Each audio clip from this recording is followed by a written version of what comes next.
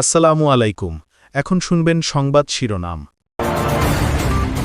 প্রধানমন্ত্রী হিসেবে শপথ নিলেন তারেক রহমান। নবীন প্রবীণের সমন্বয়ে ৪৯ সদস্যের মন্ত্রিসভা। আছেন শরিক দলের ববি হাজ্জাজ সাকি। এমপি হিসেবে শপথ নিলেন বিএনপি, জামায়াত, এনসিপি সহ নির্বাচিত সংসদ সদস্যরা। সংবিধান সংস্কার পরিষদের সদস্য হিসেবেও শপথ বিরোধীদের। তারেক রহমানের নেতৃত্বে এগিয়ে যাবে দেশ, বলছেন বিএনপির সংসদ সদস্যরা।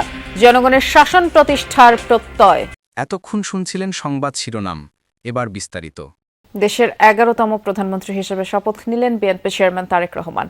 জাতীয় সংসদ ভবনের দক্ষিণ প্লাজায় রাষ্ট্রপতি মোহাম্মদ শাহাবুদ্দিন প্রধানমন্ত্রী হিসেবে তারেক রহমানকে শপথ বাক্য পাঠ করান। আর প্রধানমন্ত্রী হিসেবে শপথ বাক্য পাঠ করানোর পর তারেক রহমানকে গোপনীয়তার শপথ পাঠ করান রাষ্ট্রপতি। আর শপথের পর সেখানে স্বাক্ষর করেন প্রধানমন্ত্রী তারেক রহমান। এরপর ২৫ জন মন্ত্রীকে শপথ বাক্য পাঠ করান রাষ্ট্রপতি। শপথের পর স্বাক্ষরের মধ্য দিয়ে এই আনুষ্ঠানিকতা শেষ হয়। এরপরে ২৪ জন প্রতিমন্ত্রীকে শপথ বাক্য পাঠ করান রাষ্ট্রপতি এবং তাদের স্বাক্ষরের মধ্য দিয়ে নতুন সরকারের শপথের সকল আনুষ্ঠানিকতা শেষ হয়। রেওয়াজ অনুযায়ী জাতীয় সঙ্গীত ও কুরআন তিলাওয়াতের মাধ্যমেই শপথ অনুষ্ঠান শুরু হয়। পরিচালনা করেন মন্ত্রী পরিষদ সচিব নাসিমুল গনি। আর মন্ত্রিসভার শপথ অনুষ্ঠানে যোগ দিতে তারেক রহমানের সাথে যান তার স্ত্রী জুবাইদা রহমান, কন্যা জায়মা রহমান। অনুষ্ঠানে উপস্থিত ছিলেন প্রধান উপদেষ্টা ডক্টর মোহাম্মদ ইউনুস। এছাড়া দেশি বিদেশি অন্তত ১,০০০ অতিথি এই শপথ অনুষ্ঠানে অংশ নেন। আমি সশ্রদ্ধ চিত্তে তারেক রহমান সশস্ত্র চিত্রে শপথ করিতেছি যে আমি আইন অনুযায়ী সরকারের প্রধানমন্ত্রী পদের কর্তব্য বিশ্বস্ততার সহিত পালন করিব। আমি বাংলাদেশের প্রতি অকৃত্রিম বিশ্বাস ও আনুগত্য পোষণ করিব। আমি সংবিধানের রক্ষণ সমর্থন ও নিরাপত্তা বিধান করিব।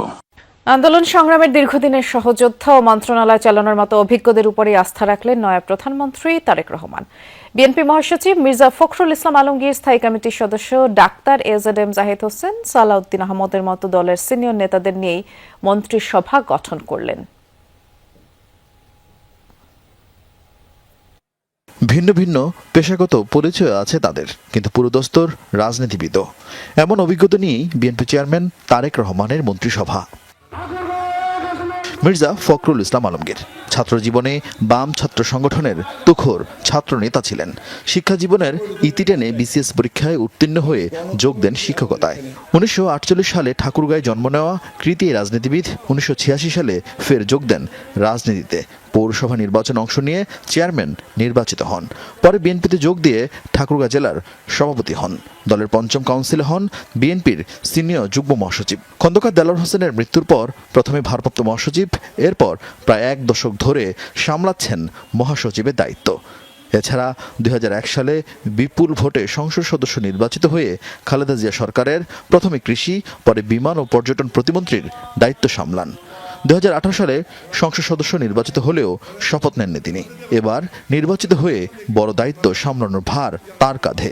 যদি বিএনপি রাষ্ট্র পরিচালনার দায়িত্বপ্রাপ্ত হয়, ছাত্র নেতা থেকে আমলা, পরে রাজনীতিতে ফেরা আরেক নেতা স্থায়ী কমিটির সদস্য সালাউদ্দিন আহমদ। ঢাকা বিশ্ববিদ্যালয়ের ছাত্রদলের সাবেক এই নেতা আমলা হিসেবে ১৯৯১ সালে তৎকালীন প্রধানমন্ত্রী খালেদা জিয়ার এপিএস হিসেবে দায়িত্ব পালন করেন।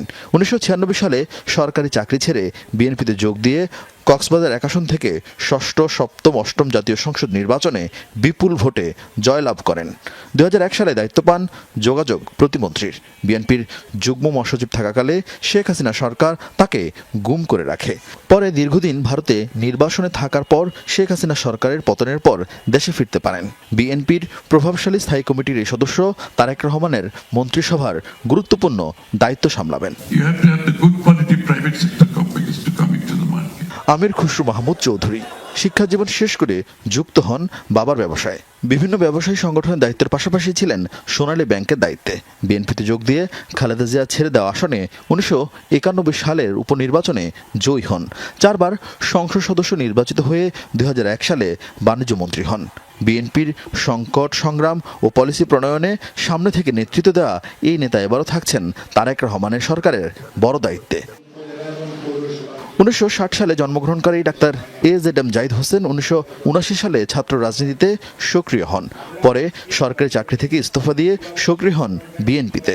দলের চিকিৎসকদের সংগঠন ড্যাবের মহাসচিবের দায়িত্ব সামলান 4 বার। বেশি আলোচনায় আসেন খালেদা জিয়ার চিকিৎসক হিসেবে। প্রথমবারের মতো সংসদ সদস্য নির্বাচিত হয়ে তাকে মন্ত্রণালয়েরও দায়িত্ব সামলাতে হবে।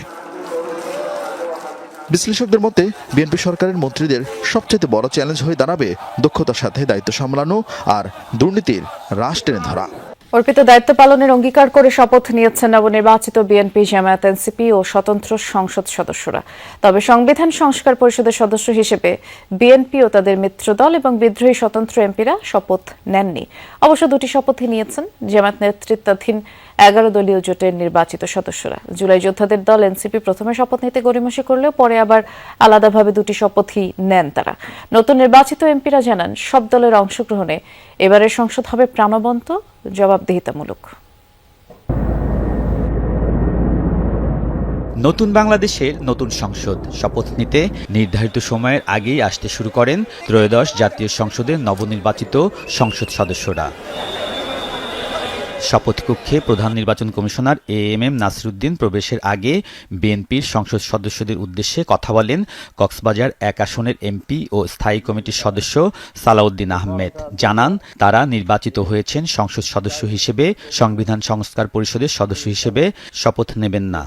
নীল কালার যে ফর্মটা আছে, এটা সংবিধান সংস্কার পরিষদ সদস্যদের শপথ ফর্ম। আমরা কেউ সংবিধান সংস্কার পরিষদের সদস্য হিসেবে নির্বাচিত হইনি এবং সংবিধানে এটা এখনো ধারণ করা হয়নি। এর কিছুক্ষণ পরই বিএনপির নির্বাচিত সংসদ সদস্যদের শপথ পড়ান সিইসি। সংসদ সদস্য নির্বাচিত হইয়া অর্পিত দায়িত্ব যথাযথভাবে পালনে শপথ নেন তারা। আইন অনুযায়ী পরে স্বাক্ষর করেন নির্ধারিত ফর্মে। সংসদ সদস্য নির্বাচিত হইয়া আলাদাভাবে শপথ নেন জামায়াত ইসলামীর সংসদ সদস্যরা। এ সময় তাদের পাশে দাঁড়িয়ে শপথ নেন স্বতন্ত্র সংসদ সদস্যরাও। তবে জামায়াতের এমপিরা সংবিধান সংস্কার পরিষদের সদস্য হিসেবে শপথ নেওয়ার সময় সেখান থেকে চলে যান বিএনপির বিদ্রোহী স্বতন্ত্র সংসদ সদস্যরা। সংবিধান সংস্কার পরিষদ বিএনপি সংবিধান পরিষদের শপথ না নেয়ায় তরুণ জুলাই যোদ্ধাদের দল এনসিপির নির্বাচিত সংসদ সদস্যরা প্রথমে শপথ নিতে গড়িমসি করে। পরে অবশ্য দলীয় সিদ্ধান্তে এমপি ও সংবিধান পরিষদের সদস্য হিসেবে শপথ নেন তারা। নির্বাচিত সংসদ সদস্যরা আশা করেন দীর্ঘ 16 বছর পর আবারও কার্যকর হবে জাতীয় সংসদ। দেশের সেবা করা এবং এমপি হিসেবে আমার যত দায়িত্ব আছে সেগুলো সবগুলো সঠিকভাবে পালন করা। জনাব তারেক রহমান বগুড়ার মানুষ, তাকে নিয়ে সংসদে একসঙ্গে বিট করব, একই সংসদে কথা বলবো, এটাই সবচেয়ে আমার বড় পাওয়া।